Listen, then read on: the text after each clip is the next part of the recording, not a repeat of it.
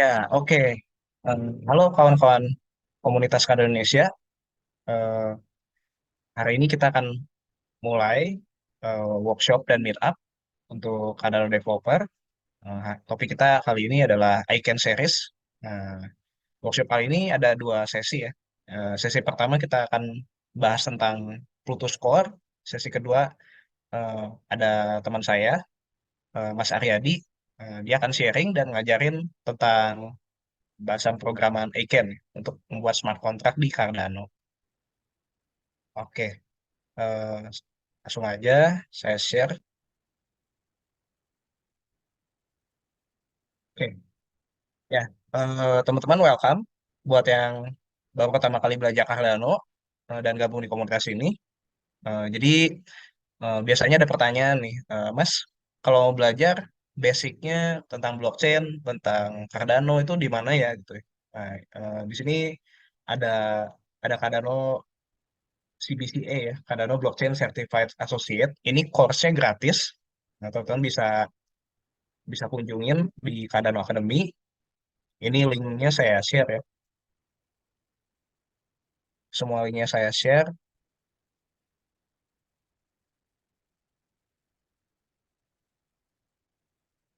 Mungkin adik saya bisa tolong share, Albin, linknya saya di WA ya. Oke. Terus di sini eh, kalau teman-teman udah daftar, nanti ada halaman kayak gini gitu ya. Terus ini ada 4 modul, ya ini basic-basic lah. Pokoknya tentang blockchain, tentang Cardano.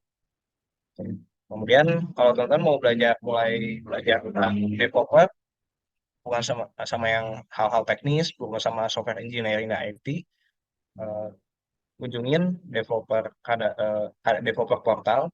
Di sini di bagian builder tools ada banyak macam-macam tools gitu ya. Kalau teman backgroundnya programmer Python mungkin bisa bisa cek di sini gitu ya. Di sini tools yang berhubungan sama Python apa aja sih gitu ya. Oke. Di sini ada yang namanya option. Di sini option ini bahasan programmer smart contract untuk Cardano. Jadi pakai Python gitu. Jadi teman-teman yang backgroundnya Python bisa coba. Terus ini ada lagi JavaScript.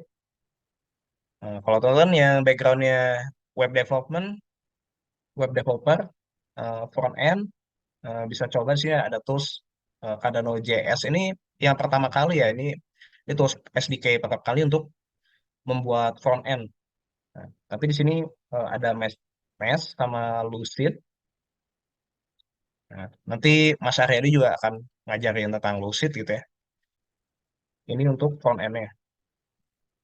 Kemudian ada lagi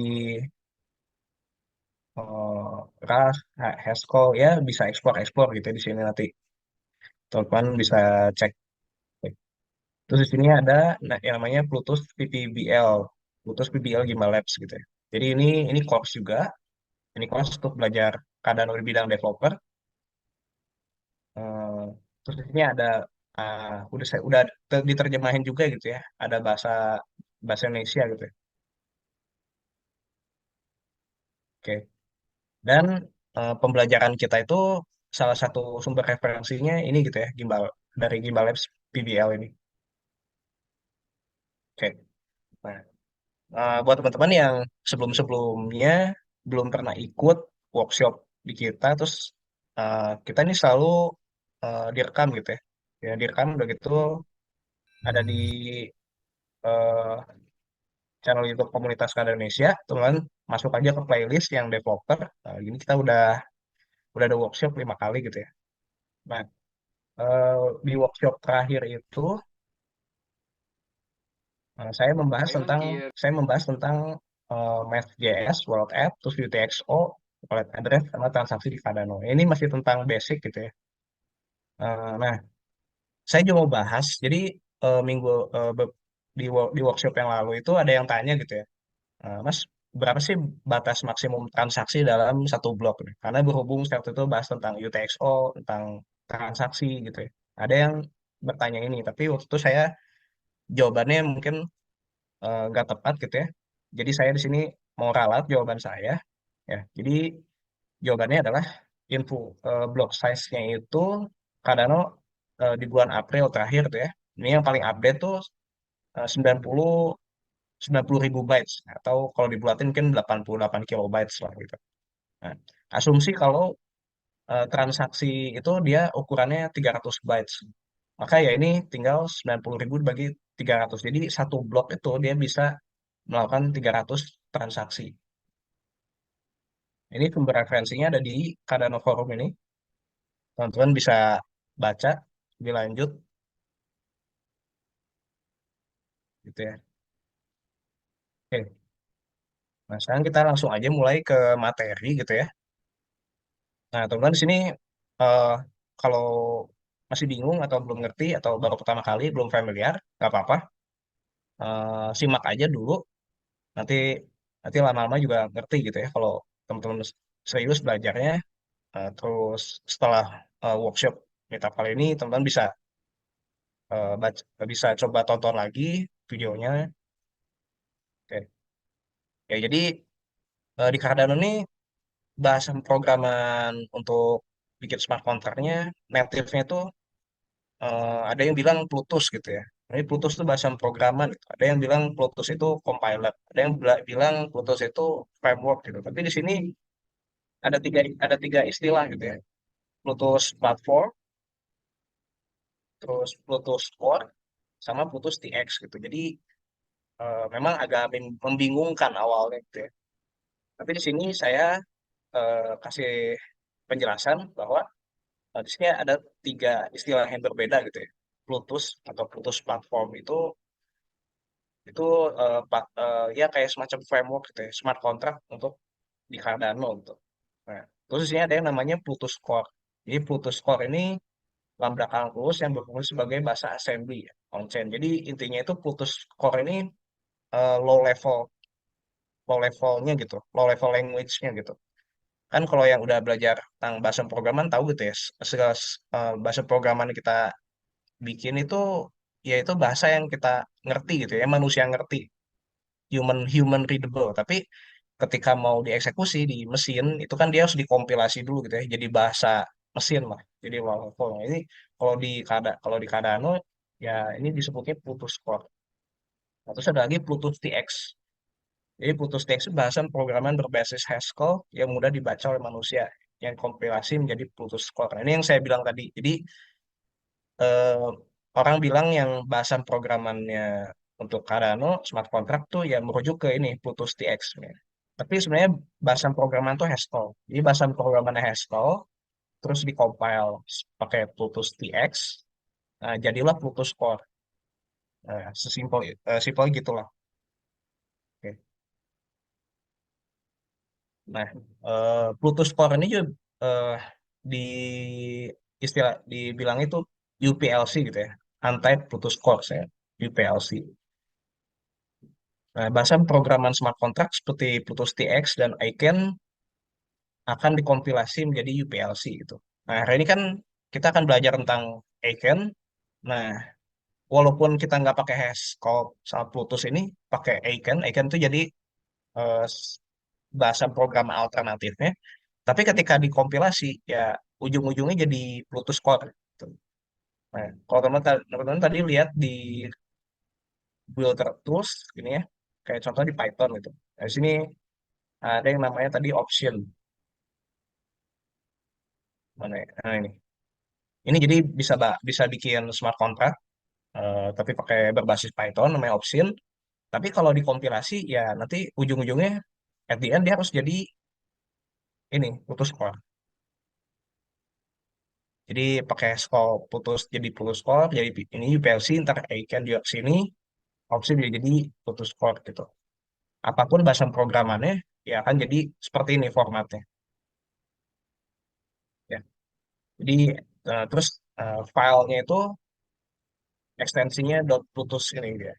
Dan kalau kita lihat di sini ada yang namanya Seaborn Hex. Nah ini yang Seaborn Hex ini yang akan di embed, di deploy ke on-chain-nya. Oke.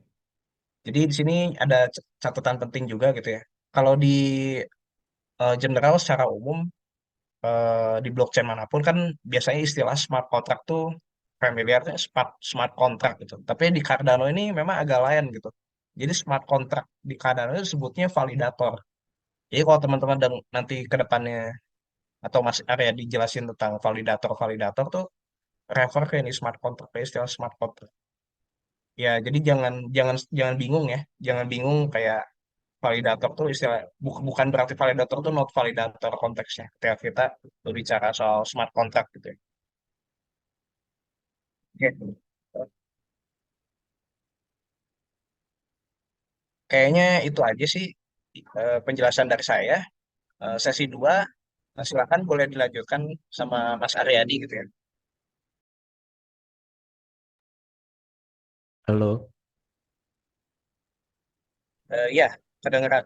oke, halo. Selamat malam semua, salam kenal. Saya Aryadi. Pada kesempatan kali ini saya akan coba sharing development smart contract menggunakan Bluetooth. Menggunakan Icon. Eh, saya coba share screen. Oke, apakah screennya sudah tampil? Sudah tampil kok. Oke, jadi ini kan seperti yang adalah Icon series. Jadi target kita 3 session untuk hari ini. Eh, Pembahasannya adalah introduction, icon dan lucid, lalu ada instalasi, hmm, setting block roast dan mount wallets, lalu nanti kita akan lanjut ke komen-komen yang umum digunakan di icon, lalu basic syntax, jenis-jenis validator, ini yang barusan Bro Valdrian juga bilang, kalau di Cardano validator ini merujuk ke logic smart contract, lalu nanti terakhir saya akan coba demokan apa sih yang mau kita buat di akhir dari seluruh series ini gitu. Nah, mungkin kita mulai aja kali ya. Kalau yang di kiri ini nggak masalah kalau nggak kebaca ini buat saya untuk supaya bisa ngeh udah sampai mana gitu tahapnya. Nah, untuk icon ini di Cardano yang kita mau bahas itu bisa di browse di icon-lang.org. Saya coba share. Nah, di sini itu adalah website iconnya. Bisa dilihat-lihat di sini ada sampel kayak gimana kira-kira bahasanya. Ini ada keyword validator lagi yang barusan dibilang. Nanti akan saya coba breakdown ini pengertiannya. Ini ada sampel dia error message kayak gimana, eh, compiling kayak gimana, testing kayak gimana. Lalu ada roadmap-nya, ada FAQ-nya, ada bisa dibaca-baca apa itu icon. Nah, cuman kalau mungkin boleh boleh saya pakai pengertian saya apa itu icon. Kalau bagi saya icon itu adalah sebuah domain specific language untuk menulis smart contract Cardano gitu. Nah, icon sendiri ini, sorry, saya coba copy. Icon sendiri ini dikembangkan oleh TX5, tapi juga disupport oleh si Cardano Foundation. Nah, informasinya ada ini. Nah, ini nanti coba Twitter mungkin saya share lagi. Ya, ini penting nggak penting sih, cuman maksudnya si Lukas ini, RVCast ini adalah developer utamanya Icon. Kalau kita browsing ke repo-nya Icon, eh, dia orang yang paling banyak develop. Lalu si Keturzi ini orang dari Cardano Foundation, dia juga banyak contribute ke project ini, project Icon.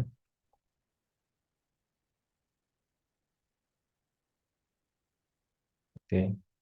Nah, terus mengapa kalau udah ada Plutus, sudah ada Haskell, nah lalu mereka buat lagi gitu Icon, apakah nggak redundant gitu?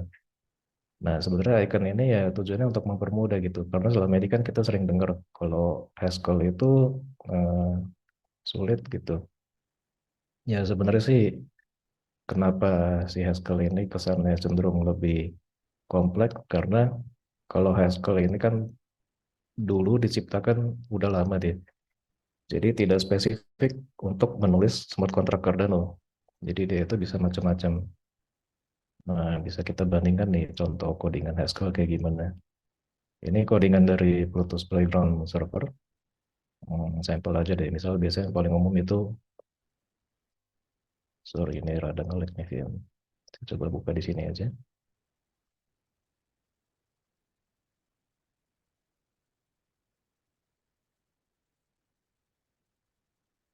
Nah, misal misal game. Jadi kalau ini adalah sampel smart contract. Nah, kalau yang pakai Haskell kayak gimana? Contohnya seperti ini. Jadi game itu dia logiknya. Kalau kita lihat ini kan bingung ya. Setidaknya kalau waktu saya pertama kali belajar ini saya bingung sih. Sebenarnya yang on-chain itu yang mana, yang off-chain itu mana? Karena kan salah satu selling point-nya Haskell dulu itu codingan off-chain-nya bisa pakai Haskell juga kan. Cuman kalau saya malah bingung sih. Yang mana yang on-chain, yang mana off-chain karena semua nyampur jadi satu. Nah, kalau icon itu hanya spesifik untuk on-chain aja. Nah, jadi ini sebenarnya logic on-chain-nya cuma yang ini nih. Sisanya utility function atau logic off-chain. Nah, jadi di sini dia validator game ini cuman untuk memvalidasi apakah tebakan dari redeemer. Jadi kalau kita mau fungsinya validator ini untuk menentukan apakah suatu transaksi itu boleh dilakukan atau tidak. Nah, biasanya transaksi apa yang maksudnya di sini? Itu adalah transaksi untuk menarik dana dari address smart contract. Nah, jadi di sini dia ada parameter redeemer istilahnya, datum redeemer. Nah, kalau redeemer value-nya valid, nanti dia boleh withdraw atau spend dari UTXO tersebut. Ya, ini Oh sekilas iya, aja Mas sih. Aryadi, sorry nih Hmm. interupsi. Tadi sempat dimention off-chain dan on-chain. Boleh Iya, betul. dijelasin nggak apa itu off-chain atau on-chain? Oke, jadi kalau di pemrograman web programming kan kita kenal client server. Nah, kalau di blockchain ini ada istilahnya on-chain dan off-chain gitu. Jadi kalau on-chain itu adalah logic yang berjalan di tanda kutip di blockchain gitu. Nah, kalau off-chain ini adalah logic yang merupakan akses supaya orang bisa mengirimkan transaksi ke blockchain tersebut gitu. Nah, tapi sebenarnya di mana on-chain ini jalan? Itu jalan di eh, ya di node validator gitu. Kalau yang pakai istilahnya Mas Waldrian tadi kan ada validator dan node validator ya. Nah, yang on-chain itu jalan kalau sepengertian saya sih di node validator gitu. Walaupun di klien juga ada sih validasinya gitu. Nah, kalau off-chain di dalam blockchain itu jadi meliputi back-end dan front-end nanti.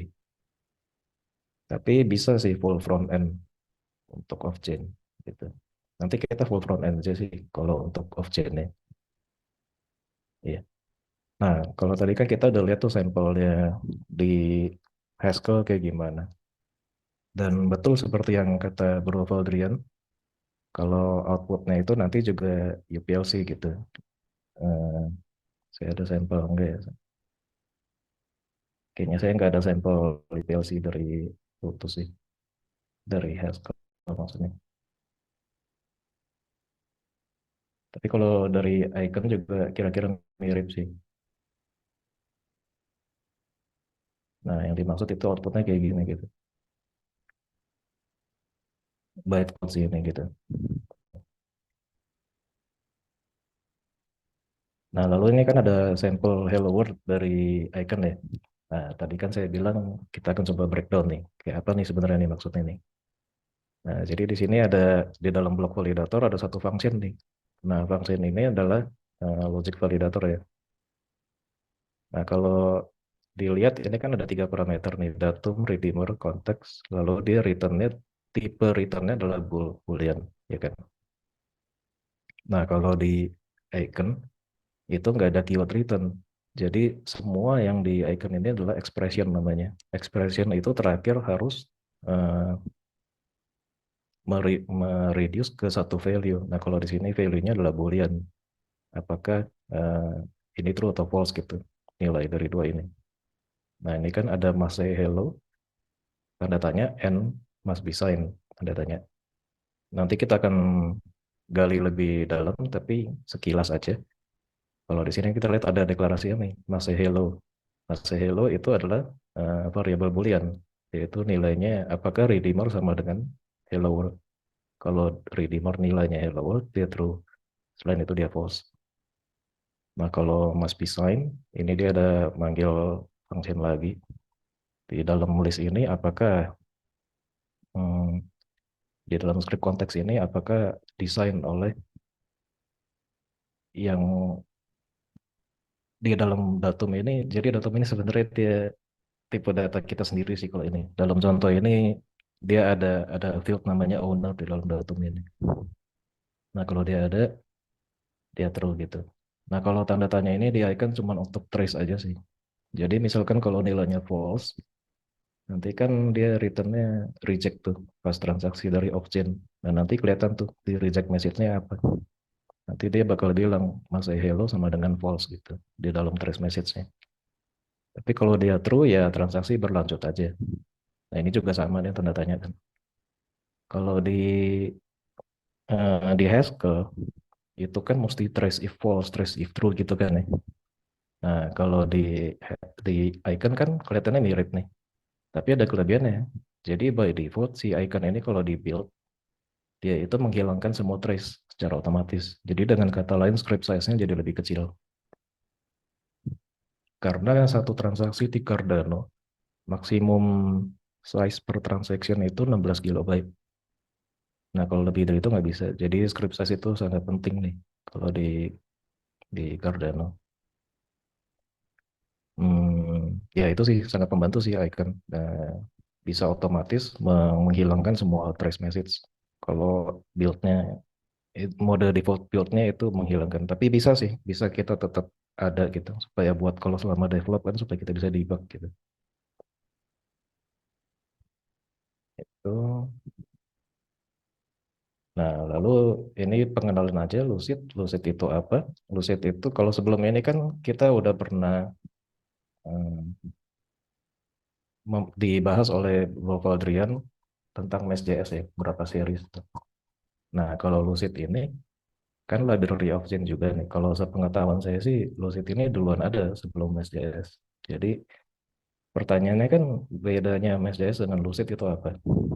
Nah, kalau sepengertian saya sih Mesh.js itu lebih ke ready to use komponen sih. Jadi misal Connect Wallet.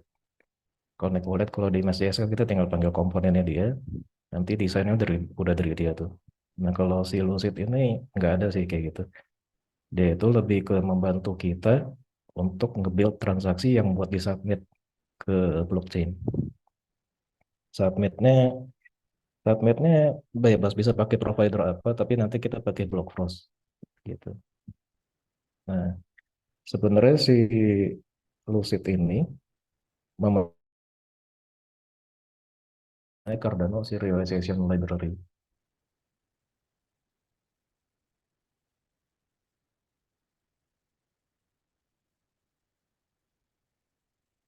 Ini buatannya si Imorgo nih. Nah, library ini lebih low level nih kalau kita mau nge-submit transaksi. Tapi kalau kita nyaman pakai ini ya silakan boleh juga sih. Tapi kalau pengalaman saya sih ini terlalu low level sih setidaknya bagi saya. Ada contohnya kalau mau lihat kayak gimana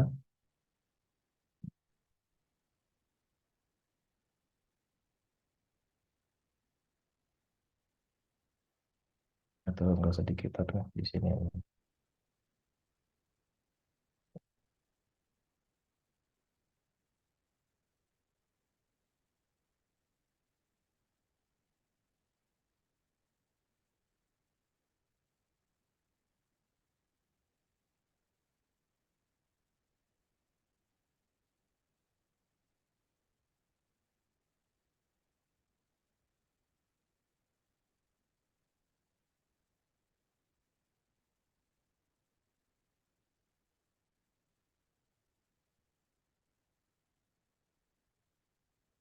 Hmm, saya lupa sih di mana. Sorry. Ya itu nggak penting juga sih. Ya intinya dia lebih low level lah. Kalau kita mau nge-build transaksi sendiri, kayak misalnya mau submit transaksi ke Cardano itu kan ada namanya protokol parameter tuh. Nah yang kayak gitu kita mesti ngeset sendiri tuh kalau pakai Cardano Serialization Library. Nah, terus kenapa Lucid? Nah, kalau berdasarkan survei yang dilakukan oleh yang saya temuin sih, dia itu masih merupakan library of chain yang paling populer kalau di Cardano ya. Nah, ini. Jadi 67% project dari berapa nih? Dari 140, dari 165 orang yang menjawab, dia pakai library Lucid gitu.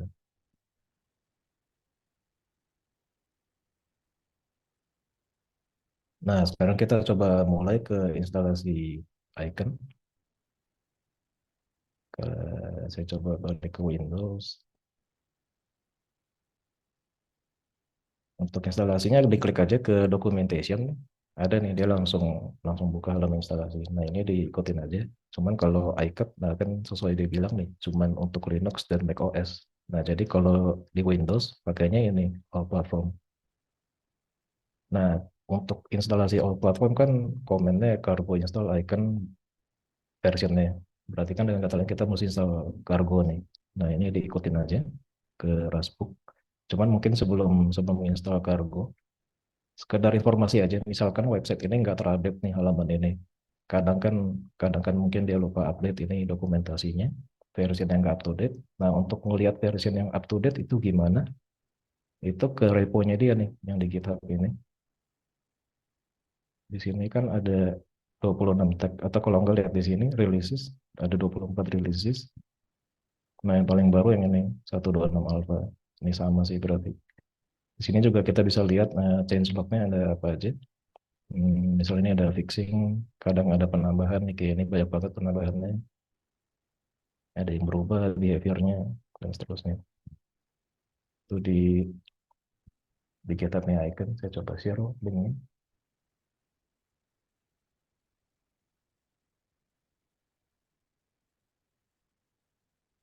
Nah, untuk instalasi Cargo, kita ke sini, dibaca nih, mana nih kalau untuk Windows. Di atas kali itu, pakai Rasp.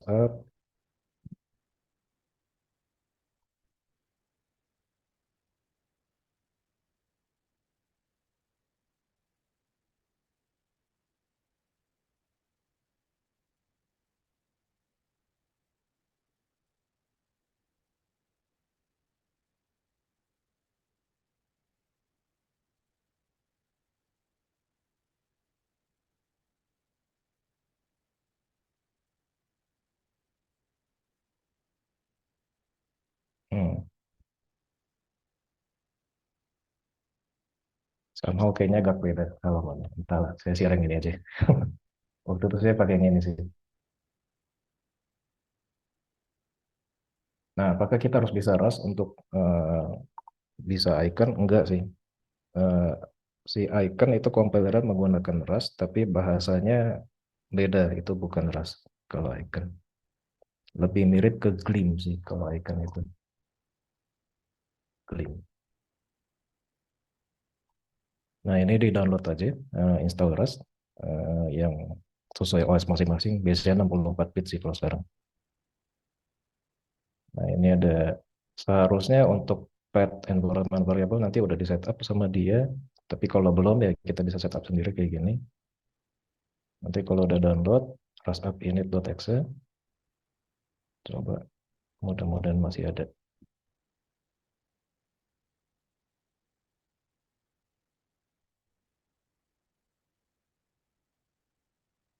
Nah, ini dijalanin aja. Ya, ditunggu aja sih. Rustup init, lalu nanti eh, kita pastikan di komen udah bisa, kalau dijalanin komen cargo version ada atau enggak.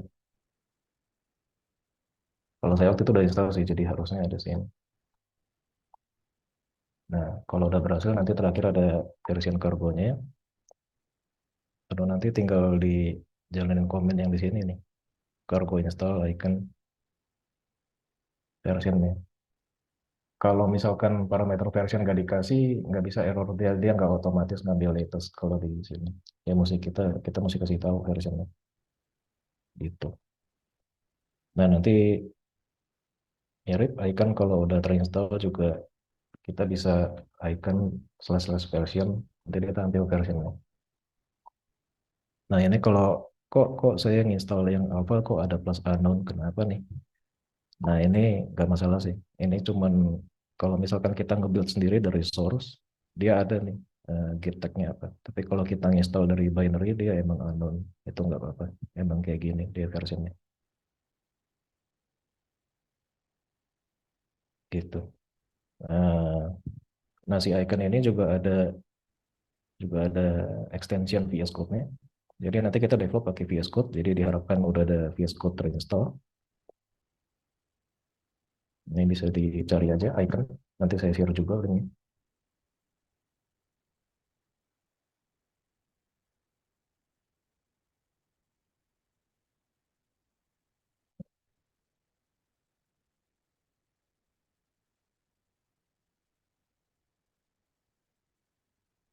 Share halamannya gimana nih? Mungkin bisa di search aja. Nah,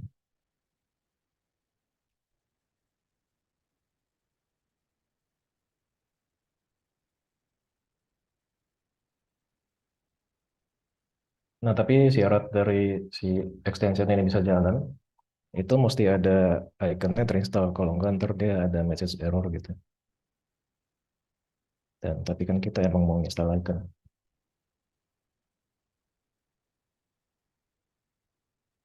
Nah, nanti kalau udah dipastikan semua jalan, khususnya icon version jalan, itu berarti kargonya udah bener. Nanti kita install Lucid juga. Nah, prerequisite untuk Lucid itu pertama Node.js. Seharusnya sih kalau sebelumnya udah ngikutin seriesnya Bro Valdrian yang nggak bahas Next.js sih. Udah ada nih Node.js, tapi nggak apa-apa saya coba share lagi link Node.js-nya. Hmm, downloadnya yang stable sih versinya.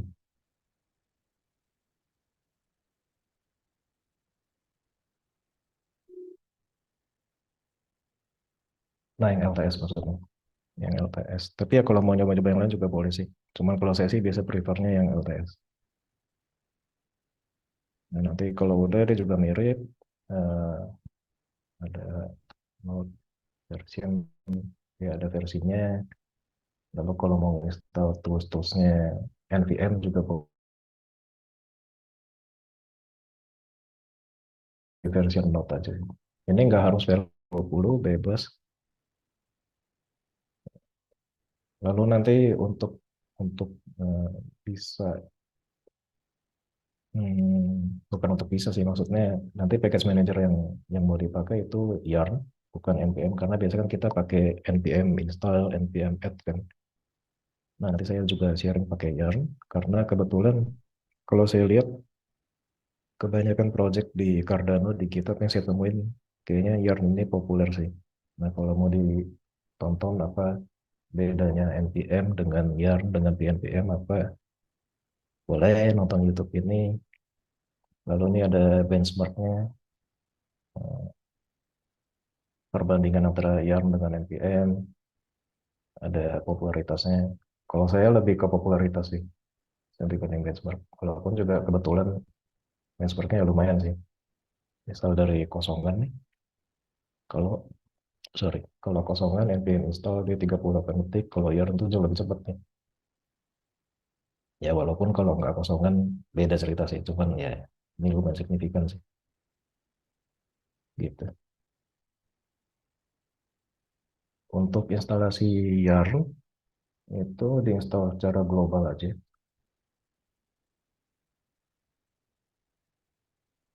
Nah, npm install eh, min-g itu yarn, min-g maksudnya global.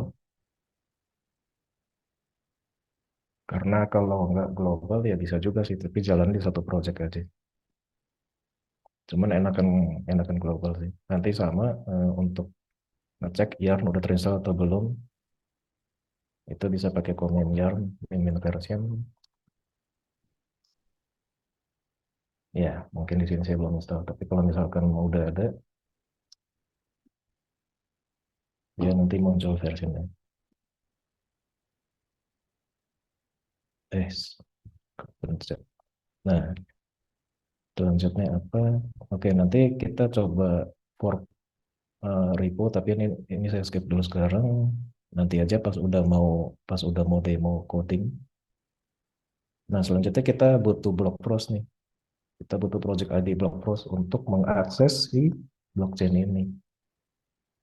Nah, mungkin kita sama-sama aja create block pros. Saya logout dulu. Nah, ini ketutup.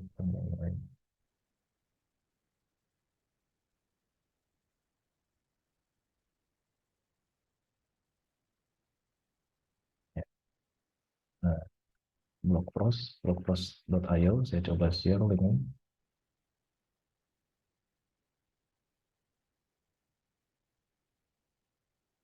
Hmm. Oke, dia bilang dia nggak butuh sign up, cuma langsung sign in aja. Jadi kita provide email. Saya coba pakai email buangan bentar.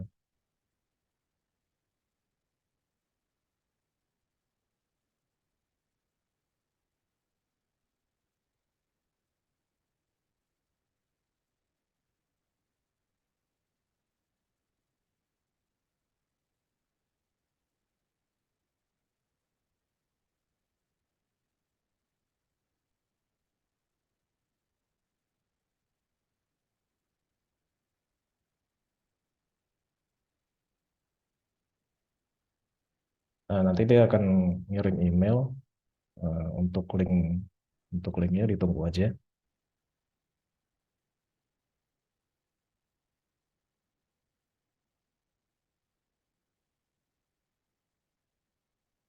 Nah, mungkin sekilas aja blog post itu apa. Jadi di ini kayaknya udah pernah dibahas ya blog post ini. Oh iya, jadi Oke. meet up berapa gitu ya? Saya lupa. Itu Bro Andreas sudah jelasin tentang blog post ya, tapi masih introduction ya. Mungkin ke depannya nanti kita akan adakan workshop khusus buat bahas, bahas ini explore lebih dalam gitu. Oke, oke. Iya, ini udah ada link ke blog post.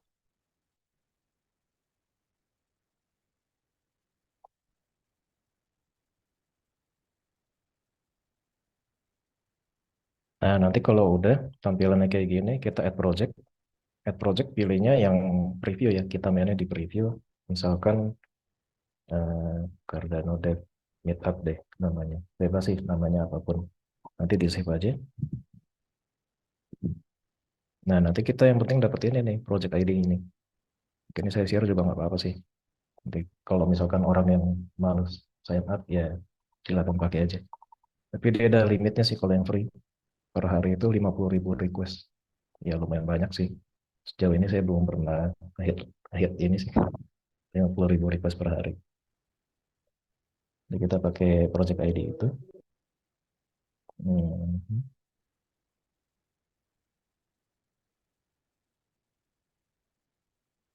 Sekarang kita lanjut. Habis blog terus, nah kita juga butuh dua wallet. Sebenarnya lebih butuh ke dua address yang berbeda sih. Cuman kalau misalnya kita pakai Nami kan, Nami itu cuma support satu account, satu address ya.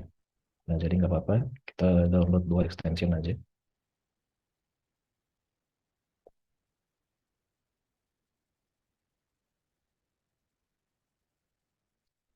Nanti kita bikin dua wallet, satu Nami, satu internal.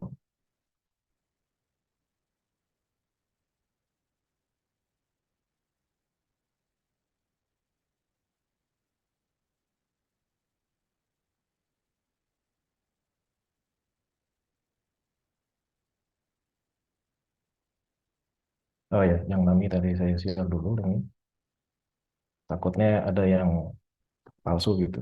Di sini harusnya enggak sih, cuman ya.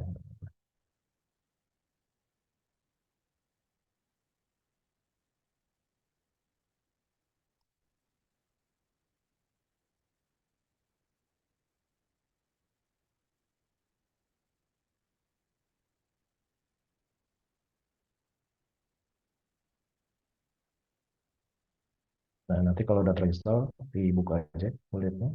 Ini yang Nami. Nah, saya mulai dari Nami dulu. Nah, itu agree aja.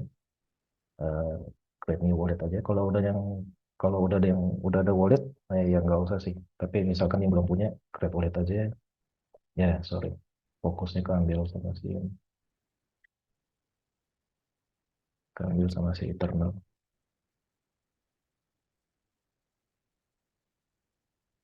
Nah, ini wallet aja.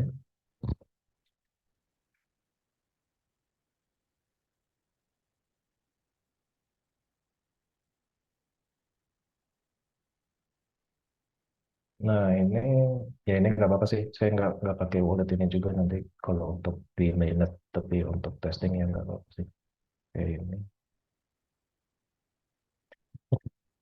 Bohong tadi nggak nge-save apa tadi. Ya udah nggak apa, klik ulang aja.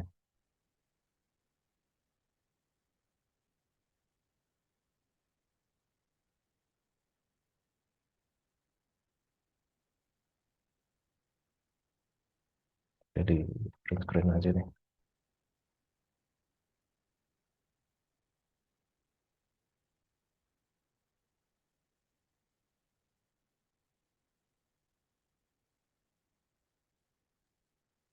Oke. Sambil nunggu, saya mau jelasin, saya mau bikin summarize gitu ya, yang tadi eh, Bro Arya dijelasin gitu ya. Jadi teman-teman di sini eh, kita melakukan persiapan-persiapan dulu ya, preparation dulu. Apa aja sih yang disiapin? Yang pertama itu teman-teman harus install Cargo ya. Jadi Cargo itu package manajernya RAS ya, betul ya, Iya, betul. Bro Aryadi. Nah, kenapa? Karena si Aiken ini dia dibikinnya itu dari bahasa programan RAS, tapi bukan berarti si Aiken ini bahasa programan RAS ya, gitu. Iya, Jadi dia bahasa programan smart contract khusus Cardano aja gitu, tapi dibikinnya pakai RAS. Tapi saya jujur masih awam gitu. Tadinya saya kira juga Aikennya jangan-jangan nih harus ngerti RAS dulu. Ternyata enggak ya, harus belajar RAS. Nah, iya terus enggak. yang disiapin lagi ya tentu buat ngodingnya gitu ya. Software ngodingnya pakai apa? Pakai VS Code yang standarnya ya. Mm. Terus selain itu teman-teman juga harus install lagi package manager untuk JavaScript ya. Itu itu ada npm sama yarn. Tapi tadi ya direkomendasiin itu yarn ya, karena lebih enak lah ya, lebih cepat installnya ya yarn. Karena Terus, nanti untuk mm, yang lab project of Jane itu saya fork dari project orang dia pakai Yarn supaya sama aja sih, sama-sama pakai Yarn. oke, oke, I see. Nah, itu terus dari yarn bisa ngambil Lucid ya, bisa buat install Lucid gitu ya. Iya, tapi nanti kalau fork dari project itu udah ada sih Lucid nih. Ini cuman ini aja. Untuk install Oke. Lucid ya bebas sih. Misalkan nggak suka pakai Yarn, mau pakai npm ya silakan. Cuman untuk project yang nanti mau kita gunakan sebagai base projectnya dia pakai Yarn sih. Kalau mau tahu Hmm, bedanya apa ya di YouTube yang tadi boleh sih, atau di searching searching sendiri juga bisa. oke. Ya, Hmm. jadi yang pertama, pertama install package manager as Argo, kedua baru install Icon, terus siapin install lagi package manager buat JavaScript, Yan, terus install Lucid, terus install VS Code. Oh ya, terus bikin account di Blockforce ya. Jadi Blockforce itu butuh sekali ya untuk API ke Cardano-nya. Ya Terus betul. Blockforce tuh gratis, tapi ada limitasinya. Tapi so far itu limitasinya juga banyak ya. Mm-mm. Oh ya, tadi ada dibahas juga preview sama pre-prod. Nah, jadi ini Oke. teman-teman buat yang belum tahu preview pre-prod itu apa. Jadi kan kalau blockchain itu ada testnetnya ya, ada testnetnya. Jadi kalau di Cardano itu testnetnya tuh eh, ya sebenarnya selain preview pre-prod ada lagi sang connect yang terbaru. Tapi biasanya kita prakteknya di preview atau pre-prod ya teman-teman. Itu testnetnya Cardano gitu.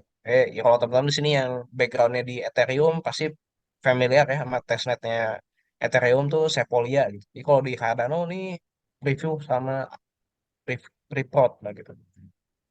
Terus teman-teman di sini untuk percobaan kita untuk prakteknya install dulu walletnya, wallet Cardano gitu ya. Bisa pakai Nami atau wallet. Berarti ini sediain dua wallet tuh dua address ya. Iya sebetulnya dua address sih. Cuma kan Mhm. paling Kalau untuk newcomer, termasuk saya sendiri, biasa orang pakai Nami kan. Nah di Nami ini cuma bisa, oh kayaknya udah bisa, bisa nggak tahu sih. Kalau dulu sih cuma bisa satu kan, cuma bisa satu address.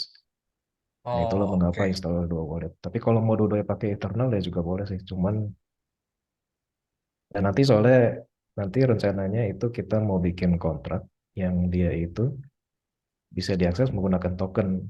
Nah, jadi nanti token itu mau kita kirim nih ke wallet satu lagi supaya kelihatan bedanya aja sih. Makanya ada wallet. Kalau misalkan dua-duanya internal, ya nanti kan switch addressnya di internal tuh, nggak gitu kelihatan sih kalau dari webnya. Tapi ya bebas sih, intinya itu aja. Oke, oke. Nah, terus saya Nah, juga ini mau bantu share ya, link untuk faucet ya. Jadi kan kita mainnya di testnet. mm, Kita butuh aset Cardano, ADA, tapi ya bohong-bohongan. Jadi T ada disebutnya. mm. Nah, teman-teman ini klik faucet ini buat ngisi saldo di Name Wallet yang udah di preview network ya. Iya, nah itu kan tadi kalau kita baru lihat wallet Nami, itu diklik di fotonya nih di kanan atas. Itu buat ganti network ya maksudnya. Itu ke settings, lalu network. Nah ini ada pilihannya nih, mainnet, preprod atau preview. Nanti kita mau pakai preview. Nah mungkin sekedar menambahkan aja dari yang udah dijelaskan Bro Valdrian, bedanya preview dan preprod. Jadi kalau di Cardano itu preprod itu parameternya eh, lebih mendekati ke mainnet. Kalau preview itu lebih jauh sekitar berapa minggu gitu. Jadi bisa beda parameternya. Itu aja. Berarti parameter epochnya itu ya. Protokol, parameter segala. Ya saya juga kurang merhatiin sih. Tapi itu Oh, eh, I bedanya see, I preview see. dengan preprod. Karena kalau dulu kan di Cardano itu testnet satu doang, testnet. Lalu belakangan mereka bikin dua gitu. Kalau yang preprod itu yang lebih dekat ke mainnet. Kalau preview itu lebih jauh gitu. Nah, nanti sebelum sebelum ke faucet itu diganti dulu networknya ke preview. Kenapa? Karena itu addressnya beda. Kalau kita klik receive nih, ya saya ini Windowsnya di VM jadi agak-agak nge-lag. Tapi nanti sesi berikut ya udah. Nah, ini kalau di mainnet di address kita nggak ada tes. Tapi kalau di preview atau preprod itu addressnya sama ada underscore tes ini. Nah, ini yang di copy nih. Jadi jangan salah copy yang mainnet nggak bisa juga sih nanti. Itu tadi kalau link faucetnya udah di share, nah itu bisa ke faucetnya aja. Soalnya kalau di faucet itu satu hari cuma bisa request satu, cuma bisa request kali maksudnya, dapat 10.000 ADA. Nah ini sih dia by default udah di preview testnet. Aduh, by default dia udah di, wah kenapa gini ya?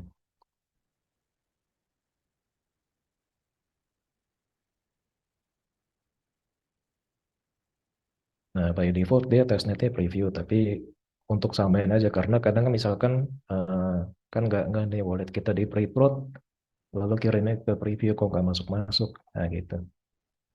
Nah ini receive test ADA.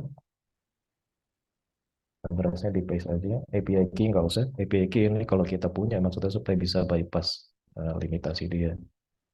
Tapi nggak usah. Request one.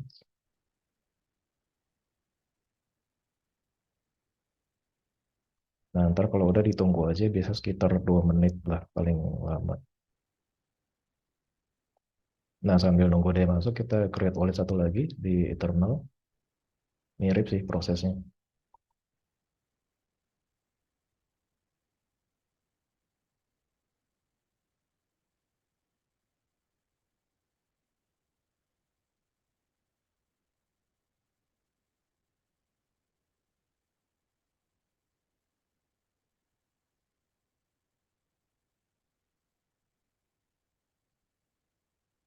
Ya, saya nggak tahu lah kenapa giliran sharing VM-nya bermasalah. Tapi ya, gitulah.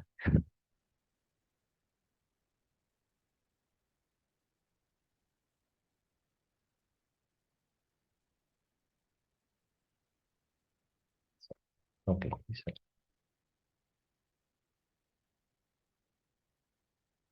Ya kalau prakteknya ini penting nih, nggak boleh orang lain tahu. Cuman ini kan walletnya juga saya nggak pakai, jadi nggak apa-apa.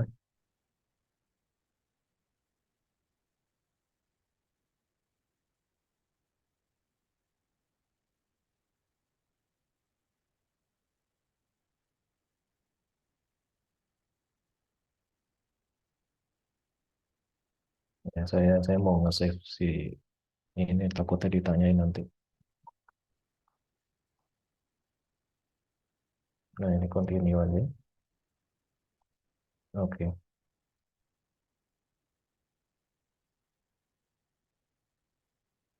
Iya, dia lebih ekstrim malah diminta di input semua.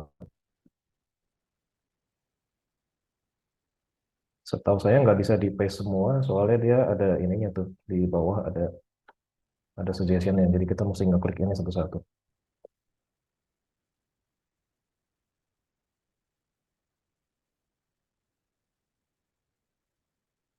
Ya ini instalasi rasanya kayaknya nggak jalan karena udah keinstall kali mungkin.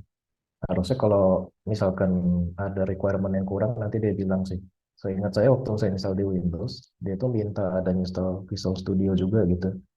Buat buat yang dipakai sebenarnya Microsoft Redistributable C++-nya sih. Lumayan gede sih itu, sekitar 2 gigaan atau berapa gitu untuk yang VS Visual Studio-nya doang, bukan VS Code ya. Nah, kalau di Jadi ada internal dua nih. jangan Tapi lupa nanti nih yang kita pakai yang diganti VS Code networknya, sih. dia di kanan bawah. Jangan kita nggak di mainnet.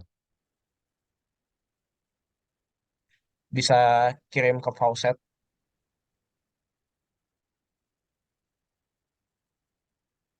Nanti untuk yang si Eternal saya kirim dari Nami aja karena si faucet itu dia limitnya 1 hari sekali doang. Nah ini dia ada penjelasan lebih lengkap nih beda-bedanya eh, masing-masing network apa. Jadi kita pakai yang preview biar sama kayak si Nami.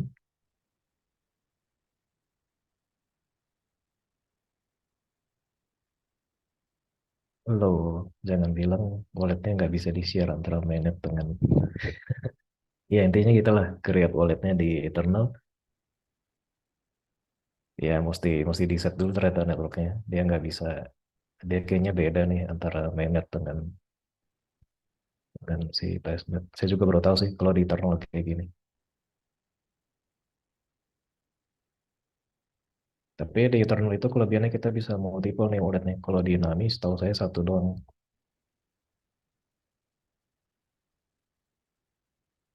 Ya nggak apa-apa.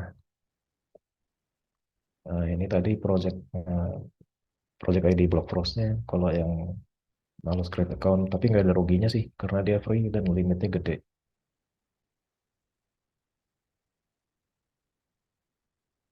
Ya, tadi sih rencananya kalau misalkan si Naminya udah terima funds-nya, itu nanti bisa di-share aja ke wallet satu lagi, supaya kita request sekali aja. Gitu maksudnya. Cuman ternyata si internalnya beda deh antara mainnet dengan testnet.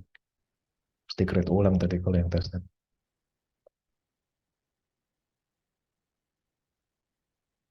Oke, mungkin saya lanjut di sini aja, soalnya itu nge-lag banget VM-nya. Nah, kalau instalasi udah selesai, kita bisa lanjut ke komen-komen yang umum nih, yang ada di icon.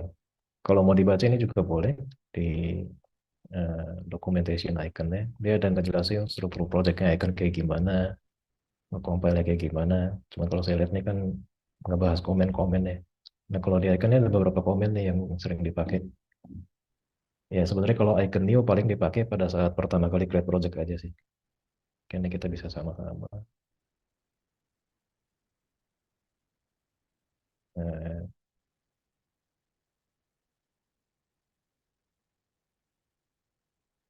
oke deh, saya nggak pakai deh Windows-nya. Kacau itu ngelag. Nah, buka aja ke salah satu folder yang kita mau. Ini kalau di Windows juga mirip sih. Buka terminal lalu icon new gitu. Atau kalau bingung icon new itu ngapain, bisa pakai icon new min help gitu. Nah, dia itu kan tapi ini kalau kurang lengkap sih sebenarnya informasinya. Dia kan cuma bilang project name ya. Tapi kalau kita misalkan icon Dia, dia itu ada formatnya. Formatnya GitHub account kita. Misal kalau saya kan Arya Diputra gitu. Lalu nama projectnya misalkan Hello Icon gitu. Nah setahu saya kalau nggak tahu ya kalau yang dulu sih nggak bisa nih kalau cuma gini doang nanti dia error. Oh ya dan kalau di icon tuh konvensinya pakai underscore ya, bukan pakai min gitu. Nah nanti dia error tuh, nanti dia bilang project must must be named as kayak gini formatnya. Gitu. Dia kasih contoh kayak gini. Nah ini berarti di GitHub ada nih, GitHub namanya usernya icon line, lalu ada project dia namanya stdl gitu. Kita bikin aja. Misal kalau saya kemarin ini udah ada repo ya nggak apa-apa sih.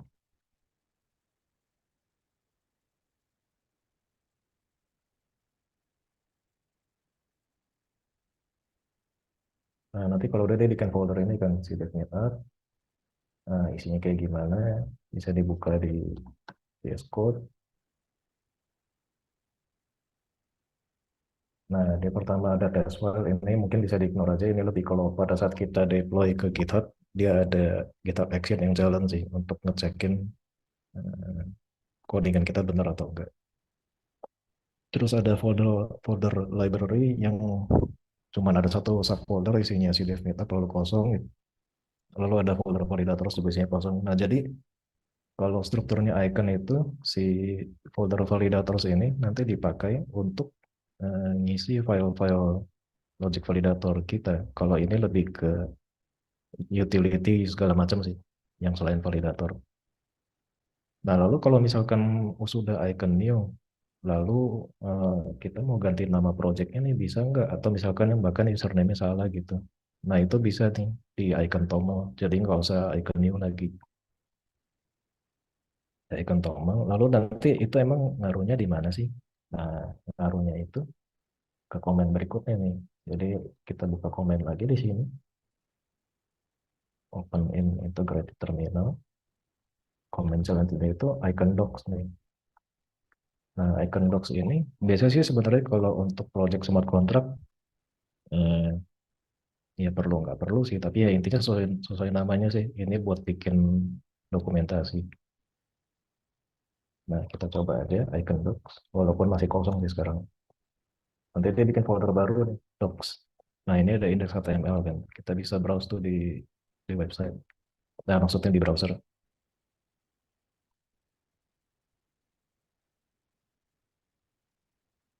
Nah, yang link tadi kenapa dia itu harus harus GitHub username lalu nama projectnya karena dia ngaruhnya ke sini. Pada saat kita jalanin komen icon docs, dia itu bikin kayak ginian gitu.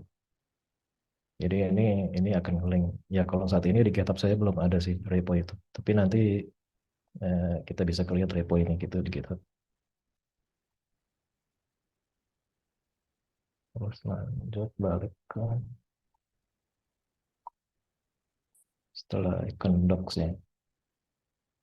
Setelah icon docs. Oh ya, sebelum icon docs sebenarnya ada icon check, icon add. Icon add ini untuk kalau di Node.js kan kita mau nge-add library, pakai npm install nama library-nya atau kalau pakai yarn kan yarn add apa. Nah, kalau di icon nih mirip nih, dia pakai icon add nama library-nya, lalu ada versionnya. Nah, contoh kalau bingung seperti biasa min help. Nah, dan kalau di icon ini stylenya version ini wajib nih. Atau ada di default ya, saya agak lupa sih. Karena behavior behavior ini dia suka berubah sih antar versi gitu. Karena ini kan namanya juga masih alpha ya, ya icon ini. Jadi dia tiap versi bisa berubah dikit gitu behaviornya. Nah kita mesti rajin-rajin baca tuh changelognya. Hmm. Icon add. Nah ini saya ada contoh eh, repository di GitHub. Namanya icon extract. Nah ini mungkin saya bisa share deh. Ini public sih. Nah jadi misal kita pakai string util deh.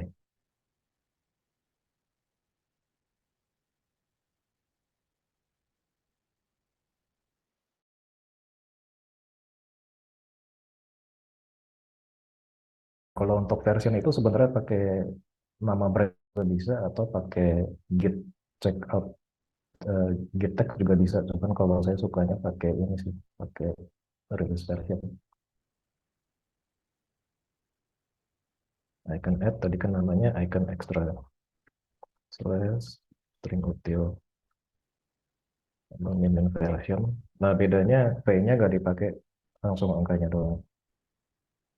Nah nanti nah sebenarnya tugas ini ngapain sih? Sebenarnya dia tugasnya cuma buat nulis ke file toml ini sih. Jadi toml ini mirip kayak package JSON lah kalau di Node.js, tapi dia namanya toml. Kalau biasanya kita kenal YAML, kalau di ya ini ala-ala Rust sih. Kalau di Rust juga toml namanya. Nah, dia pakai toml. Oh ya, balik lagi sedikit soal Rust. Jadi si icon ini kan kompiler Rust, tapi bahasanya sebenarnya lebih mirip ke Gleam. Tadi sebenarnya udah dibahas kilas juga Gleam, cuma nggak bahas share aja. Jadi sintaks-sintaksnya itu persis banget kayak Gleam, karena base-nya icon sebenarnya ini sih. Dilihat ada sampelnya nggak? Nggak ada ya.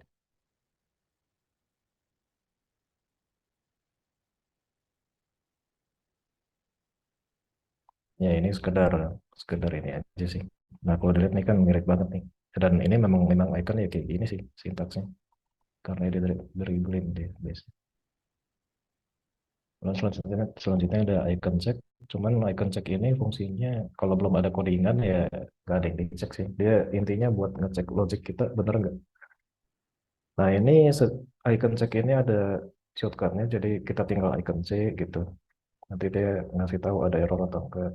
Misal deh bikin satu file dengan teks. Apa ya? Sideknya. Nah kalau di icon itu format filenya .ak ya. .ak.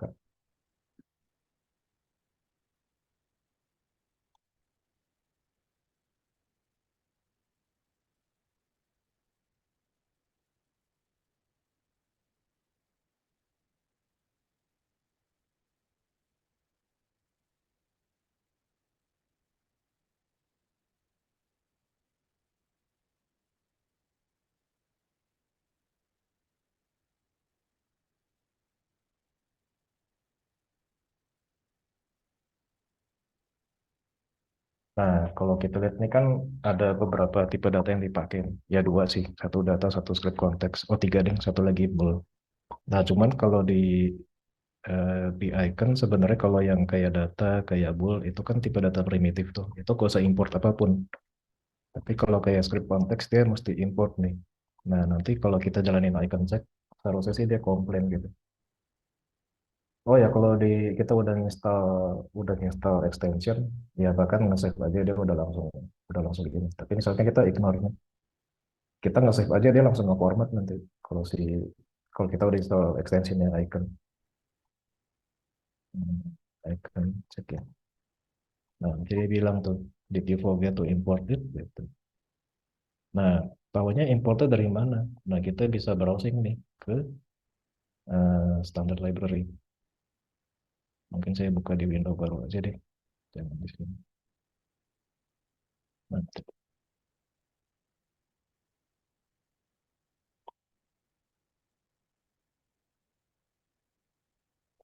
section script context. Nah, kalau di sini sayangnya si extensionnya icon belum otomatis tahu dia ada di mana. Kalau kayak Node.js kan udah enak banget tuh. Kita ngetik ini lalu nanti ada quick fix-nya bisa otomatis import. Kalau ini belum sih sayangnya. Jadi cara importnya ya use icon, dia itu slash ya, transaction. Lalu kalau apa yang mau diimport dia pakai kurung kurawal lalu benda-bendanya. Lalu kalau misalkan ada beberapa ya koma-koma gitu. Tapi harus yang ada sih di dalam. Dan kalau nggak ada juga nanti dia komplain pada saat kita ngecek. Ini apa nih? Oh iya, nah ini juga variabel kita nggak pakai kan, nggak pakai. Tapi di deklarasi juga dia warning sih sebabnya gitu. Nah kalau di icon itu sebenarnya ini nggak wajib nih, ini optional. Jadi kita nggak kasih nih, nggak kasih tahu tipe returnnya apa. Dia nggak masalah. Dia bisa dia bisa cari tahu sendiri dari codingan kita. Cuman biasanya sih best practice aja sih kalau function ya kasih tahu aja. Biasanya kalau yang kayak anonymous function itu ya saya nggak kasih. Tapi kalau kayak function yang kayak gini biasa tetap kasih sih. Sekalipun dia validator juga. Termasuk kayak gini-ginian juga. Tapi ini harus ada penggunaannya sih. Kalau nggak ada penggunaannya kayaknya dia nggak bisa deh. Tapi biasanya misalkan ini nggak wajib sih. Kalau asalkan kita di dalam codingan kita jelas aja dia itu apa gitu. Misalkan ada hmm, misal jelas gitu datum, tapi ini nggak bisa gini. Ini contoh doang sih. Ini nggak benar. Nah, misalkan begini datum. Nah, dia otomatis tahu nih kalau ini itu boolean. Tapi kalau nggak ada, kayaknya sih nggak bisa. Dicoba aja deh. Kalau komen biasa pakai ini eh, slash slash. Dia nggak ada multi line comment. Jadi kalau multi line ya tiap line mesti di slash slash. Tapi kalau pakai VS Code kan tinggal di blok semua lalu control slash gitu. Gitu. Nah ya bisa deh. Mungkin di tag sebagai apa? Ya mungkin karena validator. Tapi ya gitu. Itu nggak wajib. Tapi best practice aja dikasih tahu eh, tipe datanya apa. Karena kalau enggak kan lama-lama kita sendiri bingung itu apa gitu. Nah terus tadi kan dia ada komplain kan variabelnya nggak dipakai tapi di deklarasi. Nah kalau di icon itu underscore nama variabel itu ngasih tahu kalau dia itu nggak dipakai gitu. Gitu. Ya kadang ada case-case tertentu sih. Misalkan misalkan smart contract kita nggak pakai redeemer gitu. Tapi kan redeemer ini wajib ada sebagai parameter function. Tapi sedangkan kita nggak pakai redeemer, nah itu makanya dia ada underscore gini gitu. Oh Gitu. iya, Bro Aredi, mau Hmm. tanya dong. Itu Hmm. kan ada 3 parameter tuh, Hmm. datum, redeemer, konteks. Itu Hmm. bisa jelasin nggak ya? Maksudnya apa tuh? Oke. Eh, kalau sebenarnya nanti sih, jadi nanti kan kita ada ngebahas jenis-jenis validator nih. Kalau di Cardano itu ada beberapa jenis validator nih. Ada spending validator, minting validator, staking validator, sama nanti di Plutus versi 3 itu ada satu lagi tuh governance. Nah, jadi datum sama redeemer itu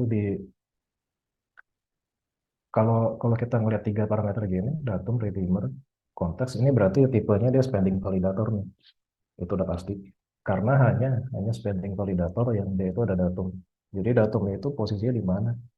Datum itu letaknya di dalam UTXO.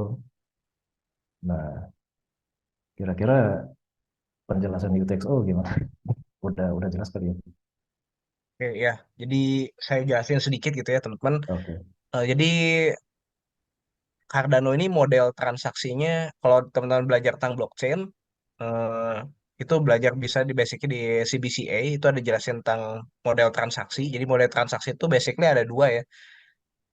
Account base itu yang dipakai di Ethereum, terus ada UTXO yang dipakai di Bitcoin. Nah ini Cardano ini dia pakai EUTXO disebutnya. E, E-nya itu extended. Nah, kenapa extended? Karena ditambahkan ada parameter datum sama redeemer ini. Ini untuk validatornya, untuk smart contract-nya gitu ya. Kalau saya sih sejauh ini, sepemahaman saya, jadi datum itu suatu parameter di UTXO-nya. Nah, itu kalau redeemer itu parameter yang dimasukkan ya dari dari inputnya mungkin dari user atau dari apa saya. Nanti tolong koreksi kalau salah gitu ya. Nah, nanti si datum sama redeemer ini ada di compare nggak ya? Gitu kan ya. Compare kalau nilainya nggak sesuai, nanti dia outputnya itu kan itu boolean ya, true atau false. Ya, kalau true itu berarti smart contract-nya valid, kalau false ya berarti nggak valid itu smart contract-nya.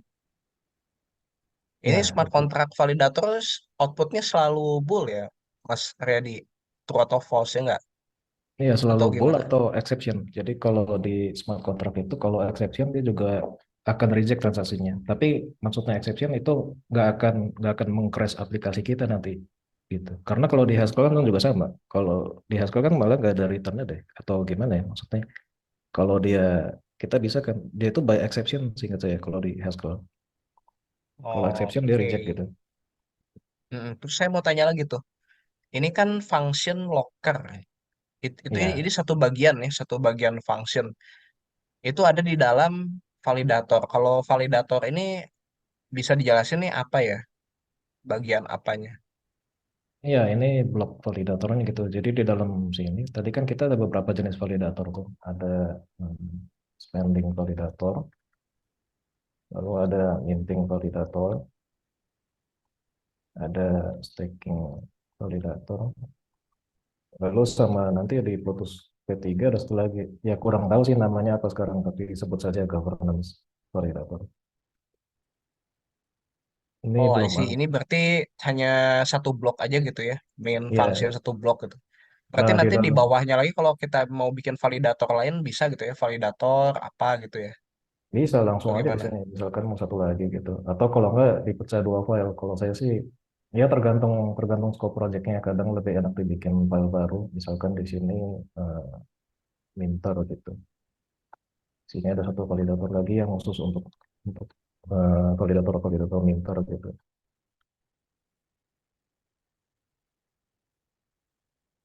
Oh, oke, oke. Gitu.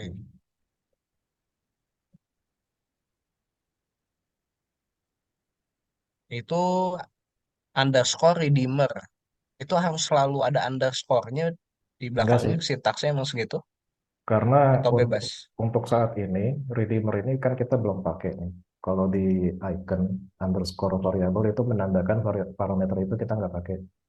Karena kalau misalkan kita nggak kasih underscore kayak gini kondisinya, dia akan komplain nanti pada saat icon check, pada saat nge-build juga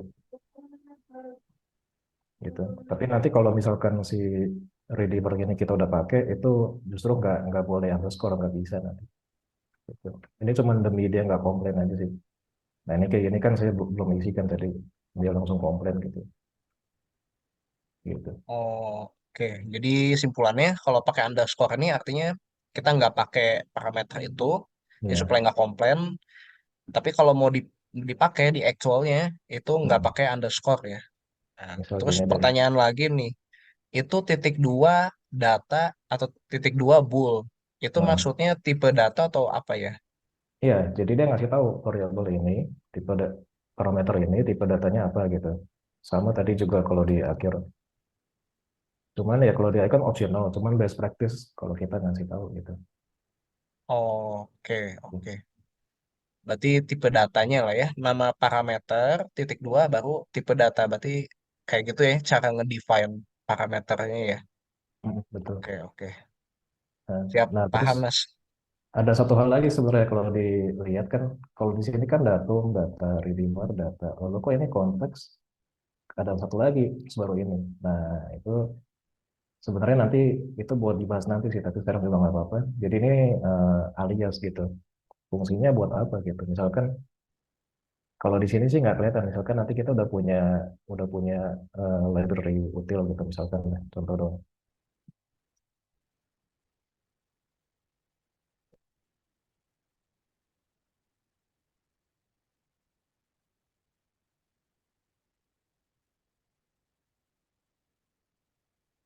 Nah kalau ini shorthand gitu namanya.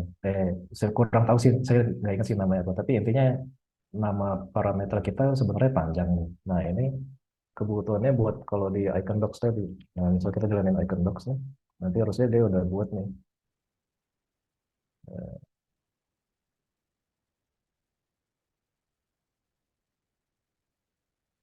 Kalau di util kita yang tampil itu panjang gitu. Sedangkan yang dalam codingan kita yang kita pakai PJG gitu. Itu untuk memperpendek aja sih. Daripada kita buat kayak gini lagi gitu. Gitu. Ini shortcutnya si icon sih gitu maksudnya. Ya, mudah-mudahan clear.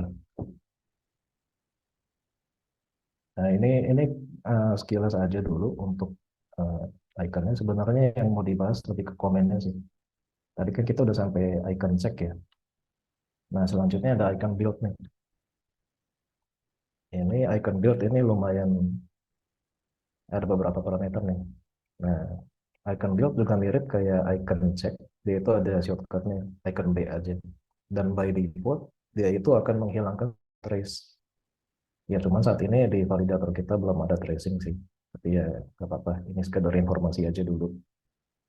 Tapi kalau kita mau keep trace-nya, kita pakai yang ini nih, min tag atau min trace level. Cuman ya lebih pendek, ngetiknya kan lebih enak. Min tag, dia itu defaultnya silent. Nah, misalkan kita mau tampilin semua pakai yang verbose. Kalau yang compact, dia ini sih bilangnya kasih tahu line number.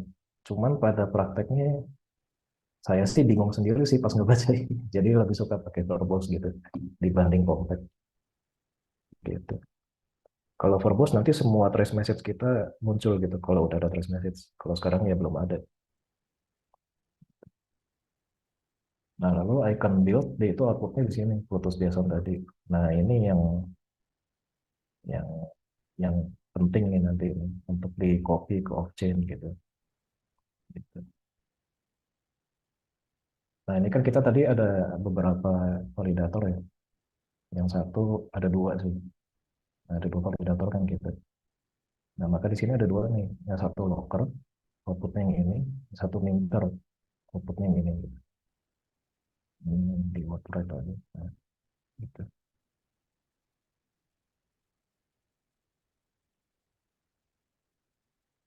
Set ke icon build, icon docs udah, icon ya icon help sih ya sesuai namanya. Icon help.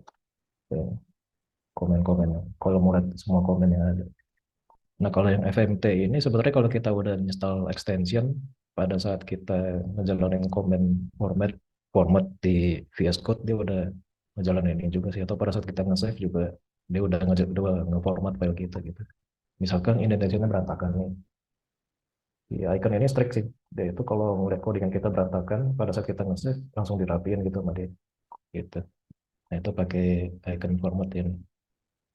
Icon build tadi udah, icon address. Nah, ini kalau kita punya spending validator contoh kayak locker gini ini kan persis kayak always true ini. Nah, itu harusnya bisa tuh icon address, intinya yang nggak ada parameter lah. Icon address tadi kan kita ada dua nih. Nah, kalau cuman gini doang dia dia akan komplain, dia bingung nih yang mana gitu. Nah, cara ngasih taunya pakai min n locker gitu. Nah, nanti dia langsung hitungin nih addressnya apa gitu. Dan kalau di testnet antara pre-prod dan preview nggak masalah, yang dikasih yang testnet. Nah, terus pertanyaannya kalau kalau mau address yang mainnet gimana? Saya juga belum pernah lah. Ini sih, coba lihat ya. Ada nggak? Nah, kayaknya ini sih. Yang mainnet. Coba aja deh. M, cdef.locker. Nah, ini address mainnetnya. Gitu. Tapi nanti kalau saat kita praktek sih pakai dari Lucid aja, nggak pakai ini. Oh Tadi iya, ada. mau tanya dong, Hmm. itu icon address itu maksudnya apakah bikin kontrak address atau beda? Iya, iya, kontrak address. Nah, cuman kan ini kan kalau di ini kan nggak ada parameter nih. Maksudnya bukan parameter ini ya. Kalau di Cardano spending validator itu pasti harus ada ini, harus tiga dia. Ada datum, redeemer, konteks. Nah, tapi misalnya kita mau punya parameter sendiri gitu. Nah, ini kan bisa ditambahin lagi gitu. Misalkan apa deh, pakai hash, ya, contoh gitu. Nah, kalau kayak gini kan nggak bisa tuh dihitung addressnya gimana. Kita kan mesti provide parameternya gitu. Gitu. Oke, ya ini teman-teman, buat yang belum tahu konteksnya, maksudnya address itu gimana, nah saya jelasin gitu ya. Hmm. Kan kalau kita wallet, wallet pasti punya address kan. Ibarat kata ya address itu nomor rekeningnya lah gitu. Nah, tapi kalau smart contract itu kan kita ceritanya mau mau mengunci. Kita mau mengunci aset, mau mengunci token di smart contract itu kan ya. Nah, caranya yaitu smart contract tuh ya mirip aja, anggap aja itu seperti wallet dan itu punya addressnya. Jadi aset kalian tuh nanti masukin ke itu, nanti dikunci dan merefer ke address itu gitu ya. Gitu ya, Bro Aryadi. Iya, Correct tapi me if I'm wrong. kalau yang ada address di Cardano itu kan hanya hanya yang tipenya spending validator atau coba kalau staking. Ya, tapi belum bahas itulah. Hmm. Oke, Ya saya nanti belum, belakangan aja yang staking. ya saya sendiri biasanya ngitung address nggak dari sini sih, dari library Lucid gitu. Soalnya biasanya kalau ada parameter kayak gini kan kita gimana ngitung di sini. Saya nggak tahu sih bisa atau nggak kalau di Icon. Tapi kalau sekilas lihat sih kayaknya untuk yang simpel-simpel doang ini Icon addressnya. Nggak ada kan parameter apa gimana kita provide ini gitu. Gitu. Nah, jadi kalau di Cardano itu kan kalau datum tadi kan per UTXO. Nah, kalau script parameter yang kayak gini, dia itu berlakunya global ke semua UTXO. Jadi saat transaksi itu jalan, semua UTXO bisa mengakses variabel ini gitu. Apakah variabel ini dipakai atau enggak, ya itu tergantung logik dari saat kita, logik dari ininya sih, logik dari validatornya. Tapi intinya itu scope-nya. Ini semua UTXO, ini satu UTXO gitu. Selanjutnya apa tadi? Develop.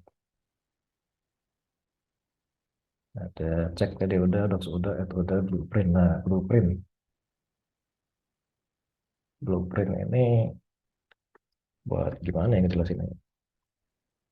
Eh, nah, kalau tadi kan di kontrak, sebenarnya smart kontrak Cardano itu nggak cuman spending validator, tapi ada minting. Nah, ini dia makanya bisa ngitung polisi juga, atau bisa ngitung hash juga. Hash itu kayak gini contohnya. Nah, terus terang penggunaan hash ini saya belum pernah pakai sih.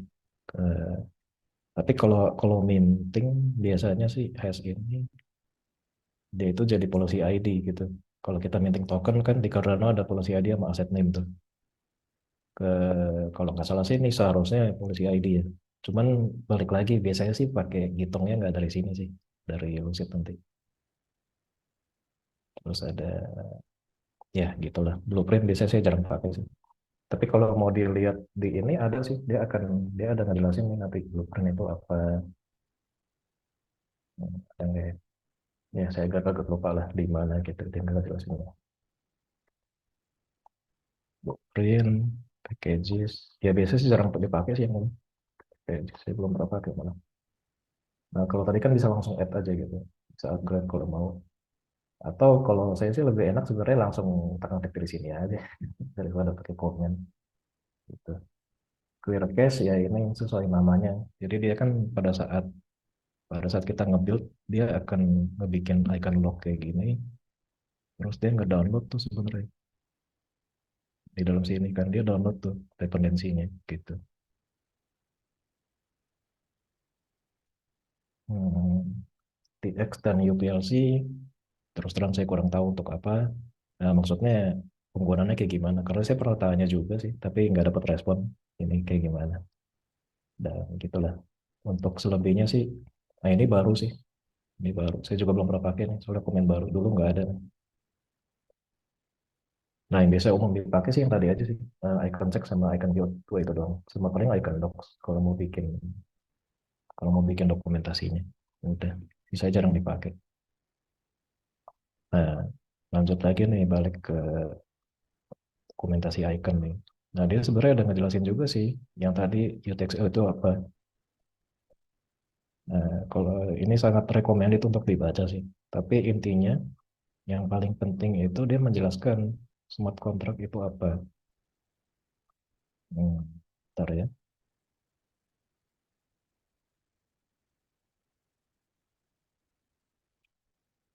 Nah, ini nih analogi ini. Jadi biasa kan kalau kita bikin wallet nih di Cardano, pada saat kita mau nge-spend, dia itu akan minta password kan. Nah, password itu menjadi key. Ya sebenarnya password itu akan diterjemahin lagi sih sama si wallet itu, tapi anggap aja password itu key-nya gitu. Jadi kalau kita input password itu, anggaplah password itu ibaratnya redeemer deh. Nah, kita input password masuk ke redeemer, lalu dijalanin logic si wallet, dia itu sesuai nih passwordnya redeemer aja, sesuai dengan parameternya wallet kita lah. Dia itu akan return true, jadi kita bisa nge-spend. Nah, kalau si kontrak itu ya itu sebenarnya fungsinya gitu. Inilah mungkin lebih jelas kalau dibaca sendiri gitu di sini.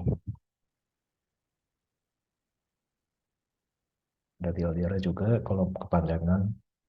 Hmm, ya kalau di Karena kita banyak main dengan Sibor, tapi nanti aja itu kalau pas ada kebutuhan. Ini address format lama, kita udah nggak main yang kayak gini lagi. Pakainya address format baru yang depannya ADDR.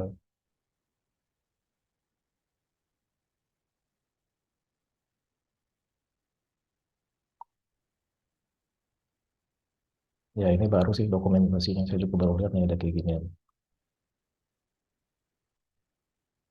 Nah, selanjutnya kita mulai nih ke data types dari primitive types. Nah, kalau di icon itu bisa dilihat ada boolean. Boolean tadi kita udah kenal, ada itu true false. Hmm, lalu ada integer, integer itu angka. Lalu ada byte array. Nah, array ini mirip kayak string, tapi kalau di dalam smart contract itu semua jadinya byte array gitu, bukan string. Walaupun kelihatannya sih kayak string kalau di codingan. Tapi nanti string ada lagi dan itu beda gitu. Nah, itu kenapa kenapa saya perlu men-stress perbedaan antara string dengan byte array. Karena kalau di string ini biasa dikepakainya cuma untuk tracing sih kalau di icon, untuk debugging. Untuk logic smart contract ini nggak akan pernah kepake ini string gitu. Balik lagi dulu ke setelah byte array tadi dia ada tuple. Nah, kalau tuple ini dia itu adalah koleksi koleksi value yang tipe datanya bisa beda. Contoh nih kayak gini kan 10 integer lalu hello itu byte array. Ya itu bisa digabung gitu. Nah, kalau list dia itu ya tipe data dinamis tapi yang tipe datanya cuma boleh satu. Contoh kayak ini list of integer. Dia itu panjangnya bisa bisa nambah, bisa berkurang, tapi semua tipe datanya harus sama gitu. Kayak gini kan dia error. Nah, kalau void ini persamaannya kalau di Haskell itu unit gitu. Jadi kadang ada kasus yang kita nggak butuh gitu. Nggak, misal contoh deh kayak kontrak kita tadi. Datum sama redeemer kan nggak dipakai. Nah, sebenarnya ini bisa juga pakai void. Di void ini ya yang nggak ada gitu. Dia itu nothing gitu kalau di Haskell. Unit sih, itu unit kalau di Haskell. Nah, kalau data ini tipe data apapun, ibaratnya kalau di bahasa lain tuh kayak objek lah.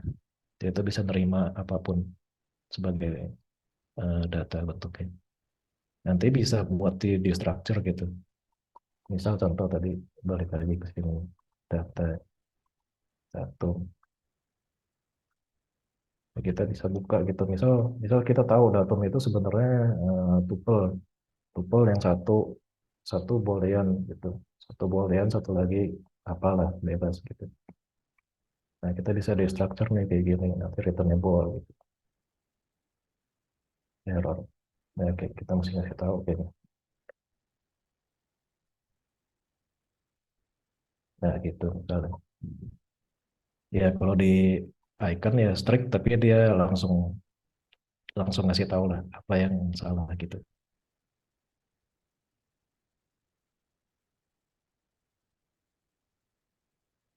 Oh iya, sorry deh. Kita masuk ke lebih detail deh. Kalau Boolean ini kan ada operatornya.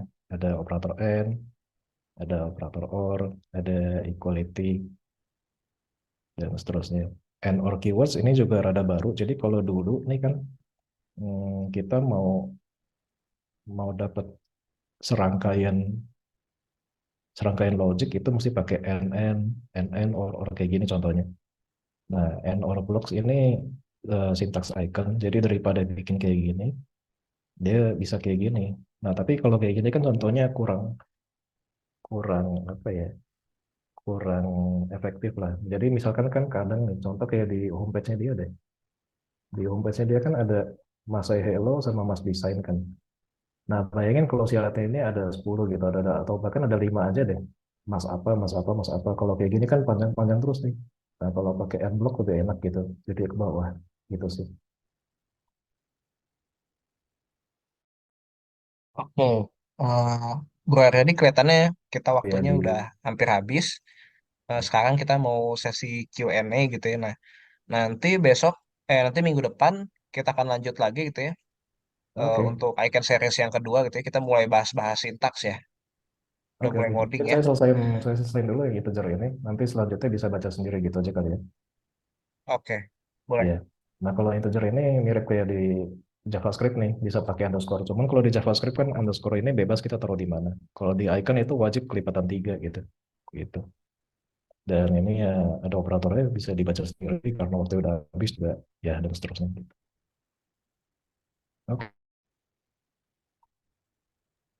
Oke, ada Ya, pertanyaan kah?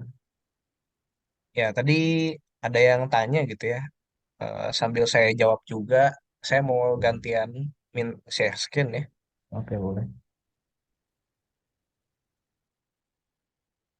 Ada yang tanya tadi tentang minting. Gimana caranya minting token gitu ya. Nah, eh, eh, ini saya ada eh, teman-teman bisa coba course di Plutus PDL ini di modul 202 ya. Jadi di sini ada ada berbagai macam cara minting gitu ya, cara minting token gitu ya. Ini ada yang pakai tools namanya Game Changer Wallet. Tapi kalau mau yang kita sebagai developer ya agak teknis gitu ya. Ini paling low levelnya lah. Mulai dari bikin pakai command line, Cardano CLI itu teman-teman bisa minting gitu, minting burning token bisa. Terus bisa juga pakai SDK, Math. Nah, terus ini ya berarti tadi ada minting validator ya, Bro Aryadi ya, di Icon. Bisa minting itu ya Iya, di iya betul Icon ya. ada. Nanti mungkin kalau masih ada sisa Kalau waktu masih ada saya boleh demoin showcase-nya apa yang mau kita bikin. Nah itu salah satunya ada minting token tuh. Oh, boleh boleh. Oh sekarang. Mm-mm. Oke. Jadi Nggak, saya share screen lagi ya. sekarang boleh. Nah jadi nanti kita sebenarnya mau bikin apa sih? Diharapkan di akhir seri kita, tapi bukan minggu depan ya. Kayaknya ya keburu juga kayaknya. Nah diharapkan itu nanti kita bikin eh, mungkin UI-nya nggak usah diperhatikan dulu. Yang penting kan ada fitur-fiturnya gitu ya. Nah kita pastiin dulu networknya bener. Yang karena dipakai yang preview ya. Nah ini kalau di wallet saya ini kan wallet preview nih. Ada beberapa token kan. Kemarin ini saya udah minting namanya Mikey. Nah Mikey ini yang akan jadi kunci untuk mengakses smart contract yang mungkin. Nah karena di wallet saya ada Mikey, yaitu bisa ngakses nih. Jadi kita nanti bisa deposit funds. Nah kalau ini value-nya masih di hardcode sih. Ada 42 ETH. Kita sign aja.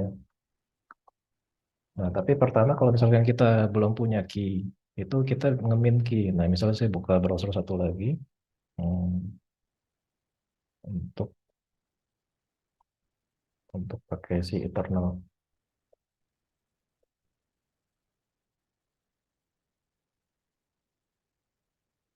Nah, kalau saya connect pakai si Eternal, kagak ada kan info-info lain karena saya nggak bisa ngakses itu karena smart contract kita ngaksesnya by token. Nah, dia cuma bisa minting key. Nah, nanti kalau kita minting, kalau di Eternal lebih lebih clear sih apa yang akan kita mint. Ya, ini masih di hardcode sih key-nya itu my key. Kita akan dapat my key nanti.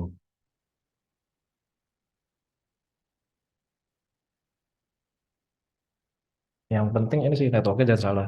Karena di Cardano testnet antara preview dan private itu dari sisi coding kan itu nggak bisa dibedain itu sama-sama testnet hitungannya. Gitu. Nah nanti kita ke Eternal.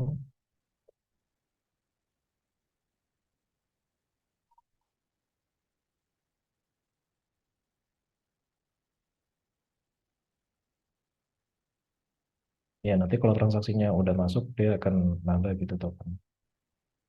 Nah, ya. Paling tadi sebenarnya yang kalau ada waktu yang mau saya demoin sih token ini saya kirim gitu ke wallet satu lagi. Cuman ini udah telanjur juga sih gitu. Nah, nanti kita bisa staking, bisa register stake, bisa delegate ke, ya ini semua masih di hardcode sih, delegate ke salah satu pool, lalu nanti kita bisa withdraw reward, bisa di register stake gitu.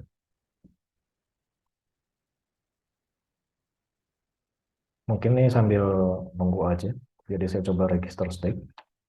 Jadi kalau di testnet itu sorry, kalau stake reward itu kan sebenarnya per epoch ya. Kalau per epoch itu kan 5 hari. Nah, tapi itu kalau di mainnet, kalau di testnet itu, seingat saya satu epoch itu 1 hari doang.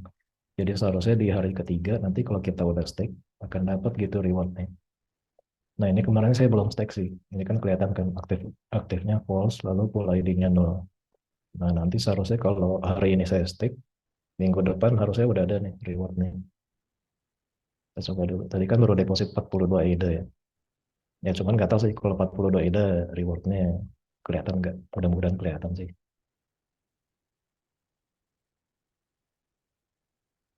Oke, Bro Valdian, boleh lanjut kalau mau. Nah, ini Oke. lagi ini. Ya, cuman saya nggak provide gambar. Tapi nanti bisa eh, pada saat demo coding, boleh nanti kita pakai taruh gambarnya di sini. Oh ya, Oke. tadi yang tanya itu siapa ya? Yang penanya. Jadi jadi ada hadiah untuk penanya terbaik. Nanti akan saya kirim Eida. Siapa tadi nanya? Boni. Ada nggak ya Boni ya? Ada. Oh ada. Nanti Boni bisa chat saya di Telegram. Search aja Valdian gitu ya. Nanti kirimin address wallet Eternal atau Nami gitu ya ke saya. Nanti ada hadiah yang dikirim untuk pertanyaan terbaik. Oke, jadi teman-teman di sini kita sama-sama belajar gitu ya. Jadi jangan malu-malu bertanya, feel free tanya aja karena nggak ada ruginya gitu ya tanya, belajar gitu. Di sini gratis course-nya gitu ya. Teman-teman di luar sana mungkin course itu berbayar ya. Di sini ilmunya bagus gitu ya. Thank you banget eh, Mas Aryadi udah share ilmunya. Kita di sini baru series ke 1 gitu ya. Nanti masih ada minggu depan lagi gitu. Oke, saya mau lanjut jelasin ya. Eh, Tadi saya mau jelasin lagi tentang address ya. Saya kan tadi singgung soal address. Jadi address ini ya cukup fundamental pemahamannya, konsepnya kita harus paham dulu sebelum buat smart contract. Jadi kalau di smart contract atau di validator itu a- adanya kontrak address. Tapi yang kita sering pakai kan wallet address. Jadi teman-teman bikin wallet, itu wallet address itu terbentuknya dari public key. Nah, terus teman-teman mau transfer nih, ya, transfer value gitu ke address teman, ke address exchange, mau kirim apa itu kan kita mau transfer value itu didesain, ditandatangani oleh private key-nya kita gitu. Nah, gimana kalau smart contract atau validator? Jadi kita di situ kan bikin kita coding tuh. Kita coding pakai ICANN. Nah, udah gitu di compile, compile pakai Plutus Core. Jadilah UPLC gitu. UPLC itu yang tadi yang saya kasih lihat ya. Kayak gini formatnya, extension udah putus, terus ada keyboard hex-nya. Nah, terus dari UPLC itu keyboard hex itu bisa menghasilkan kontrak address. Nah, ini yang dipakai untuk mengunci aset gitu ya. Jadi biasanya dari wallet saya atau wallet Mas Aryo atau wallet teman-teman kirim kirim EDA atau token ke kontrak address dikunci gitu. Terus supaya bisa bisa bisa dibuka lagi ya tentunya harus ada rule rule atau validation yang sesuai dengan codingan yang di smart contract kita bikin. Jadi misalkan kita bikin codingannya tuh kita mengunci aset, nanti aset itu bakalan kebuka lagi setelah kalau yang punyanya meninggal gitu, nanti diwariskan ke anaknya atau siapanya gitu ya. Jadi kirim ke address anaknya gitu ya. Nah ini juga aplikasi ini udah Mas Arya dibikin ya kemarin pernah bikin aplikasi namanya Genwealth ya kalau nggak salah. itu fungsinya buat buat ini ya, buat kayak gitu ya, buat mewariskan ya. Betul ya Mas Aryadi ya. Boleh jelasin sedikit? Jamboard itu project saya di sama teman satu lagi. Mungkin saya share linknya aja, nanti bisa dibaca-baca sendiri kalau mau. Oke. Hmm. Terus saya paling nunjukin ini ya, eh, contoh smart contract yang udah jadi gitu. Terus codingan yang udah jadi terus di compile tuh kayak gimana? Masih keburu nggak ya? Oke. Jadi ini saya praktekinnya itu di yang namanya Demeter. Nanti mungkin Mas Aryadi ke depannya bisa pakai ini ya, kayak Demeter terus ini udah ada iconnya juga.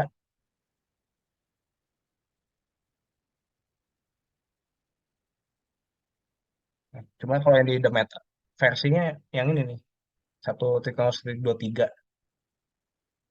Iya, kalau yang terbaru kan tadi 1026 ya. Nah, itu kan kalau di sini kelihatan tuh ada build build hash-nya, ya, ada kode-kode itu setelah versionnya. Kalau kita install dari binary tadi dia Arnold, tapi nggak apa-apa, memang gitu dia. Oke. Nah, teman-teman bisa ke link ini. Ini repositori saya. Jadi di repositori saya ini ada dokumentasi gitu ya. Dokumentasi panduan untuk mengkompilasi prosesnya. Smart contract yang udah pasti dikompilasi jadi UPLC itu gimana sih prosesnya gitu ya. Nah, saya kasih tahu yang Plutus caranya.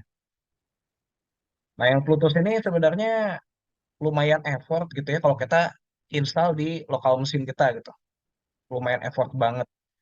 Jadinya solusinya pakai ini, pakai Demeter. Jadi Demeter ini buat yang belum tahu, buat teman-teman yang belum tahu, kalau teman-teman tahu AWS, tahu tahu cloud lah, layanan cloud gitu. Nah, ini di Cardano itu ini layanan cloud khusus di Cardano. Jadi tools-toolsnya Cardano, infrastruktur Cardano ada di sini. Jadi kita nggak usah install-install lagi di lokal gitu ya. Di sini nanti pilih aja yang servernya itu yang large. Soalnya lumayan berat ya nih jalanin putus ini.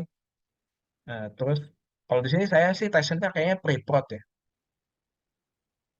Nah, jadi ikutin aja langkah-langkahnya gitu ya. Mulai dari clone, ini clone repositorinya dari Gimbal Labs gitu ya, PPBL yang tadi saya kasih lihat itu. Nah, ini kalau yang Bluetooth, ketika jalankan kabel update kabel repo ini lumayan lah. Ini kalau di saya ada 1 jam lebih lah kayaknya. Nah, jadi ini proses compile-nya ini yang Bluetooth lumayan gitu. Sampai nanti jadi hasilnya seperti ini.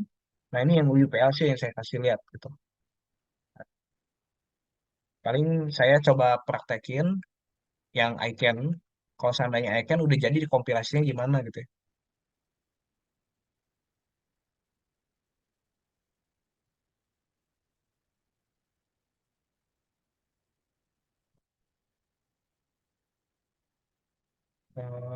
Icon.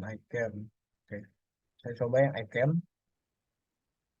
Ini kan udah ya kita setup the meternya banyak. Jadi di sini ada dua ini. Kalau mau di setup di lokal, teman-teman ikutin aja langkah-langkahnya.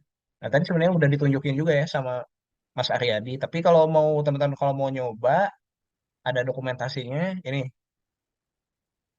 tinggal ikutin aja. Ya, cara install di lokal. Oke, saya coba mulai dari sini.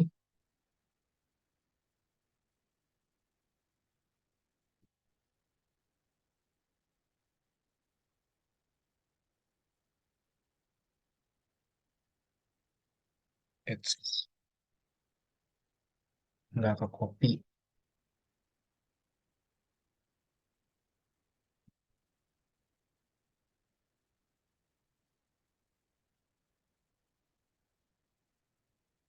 Nah, ini saya bikin file extensionnya .ak. 'Ak. Nah,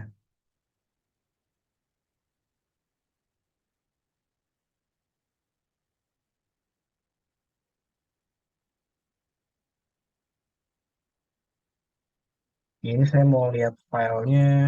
Bentar.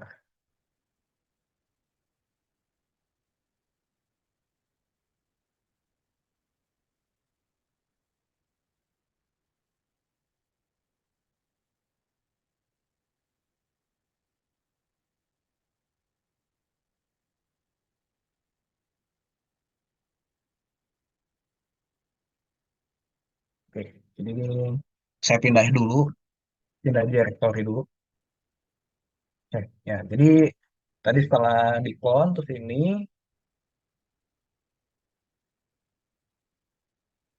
eh, ya, nah, kan mulai coding pertama kali gitu ya. Tapi di sini saya pakai contoh aja ya, contoh codingan udah ada. Ya ini nggak harus tahu dulu ya logiknya apa maksudnya codingannya, tapi ini tujuannya kalau udah ngoding terus ngapain step-stepnya, cara compile-nya gimana. Nah, cara compile-nya I can build,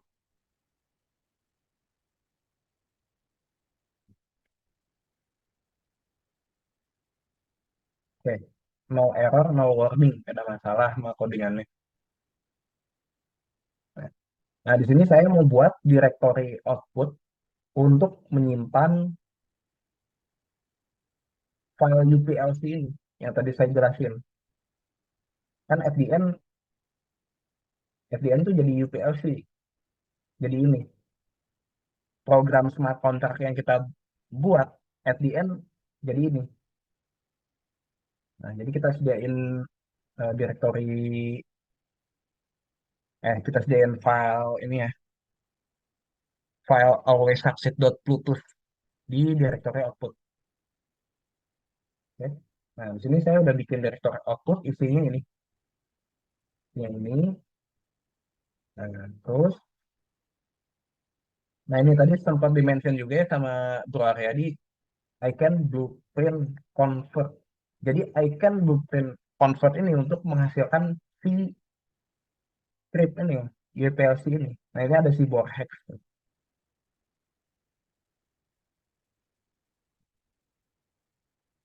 Nah ini nanti kita kopikan aja, copy ke file always_succeed.bluetooth yang ada di directory output. Nah, selesai. Jadi ini proses kompilasi hasilnya ini gitu ya. Oke, gitu aja. Oke, teman-teman, ada yang mau tanya lagi? Kalau nggak ada, rasanya udah cukup ya. Jadi nanti minggu depan kita lanjut series yang kedua. Kita mulai coding gitu ya. Kita akan coba lebih banyak sintaksnya gitu ya. Mulai cara bikin validator minting, validator spending, dan lain-lain gitu. Oke, eh, thank you teman-teman yang udah datang. Thank you juga Mas Aryadi yang udah share ilmunya. Eh, Cukup sampai di sini. Kita lanjut minggu depan. Ya, sampai jumpa. Thank you.